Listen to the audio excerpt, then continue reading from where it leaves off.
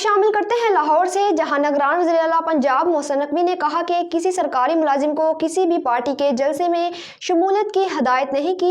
बेवकूफ़ नहीं कि सरकारी अफसरान को जलसे में जाने का कहूँ। जहां भी शिकायत मिली, एक्शन के लिए खुद इलेक्शन कमीशन को लिखा। सहाफ़ी भाइयों को मायूस नहीं करेंगे। निगरान वज़ीर-ए-आला मोहसिन नकवी की मीडिया से गुफ्तगू। मज़ीद तफसीलात ब्यूरो चीफ लाहौर मियां कबीर अहमद की इस रिपोर्ट में। बिल्डिंग जो है ये आई थिंक 2 टेन्योर पहले जो है वो शुरू हुई थी और पिछले चंद सालों से इसका काम रुका हुआ था काफ़ी ज़्यादा, लेकिन CNW ने, होम डिपार्टमेंट ने बहुत मेहनत की और इस बिल्डिंग का स्ट्रक्चर कंप्लीट करना पहला टास्क था और इसका इक्विपमेंट ऑर्डर करना दूसरा टास्क था और तीसरा जो है वो इसकी HR की हायरिंग है। वो इलेक्शन कमीशन से क्योंकि अप्रूवल नहीं आई, क्योंकि इलेक्शन बिल्कुल करीब था, तो इलेक्शन के बाद इसकी हायरिंग शुरू हो जाएगी। बाकी जो दोनों काम है वो इन्होंने पूरे कर लिए हैं और अल्लाह का शुक्र है कि बिल्डिंग रेडी है, इक्विपमेंट ऑर्डर हो चुका हुआ है। हम HR की हायरिंग में लेट हैं, लेकिन वो अब फौरी तौर पे प्रोसेस शुरू होगा और वो HR हायर हो जाएगी। लेकिन ये जो लेबॉर्ट्री है ये फूड, एग्रीकल्चर, ड्रग की टेस्टिंग लैब होगी।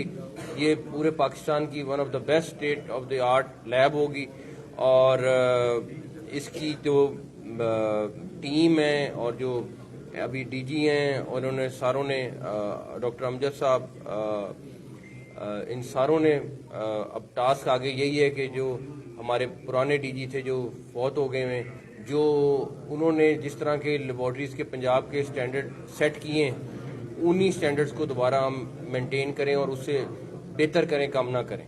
तो मुझे आज वो काफ़ी मिस भी कर रहे हैं उनको, बिकॉज इस सारी चीज़ के पीछे उनका बहुत मेहनत थी और हाथ था।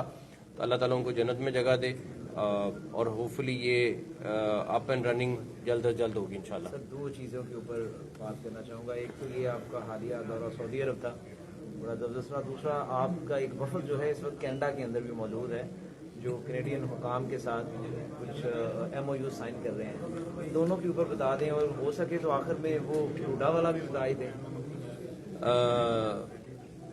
जो सबसे इम्पोर्टेंट चीज़ है वो कनाडा वाला था, वो तो ये तो खैर हमारा क्योंकि निजी नोयत का विजिट था हमारा, लेकिन जो कनाडा वाला था वो उन्होंने MOU साइन कर लिए और डेफिनेटली उसका अब अगली आने वाली गवर्नमेंट उसका फॉलोअप करेगी और इसका बहुत फ़ायदा उठाया जा सकता है।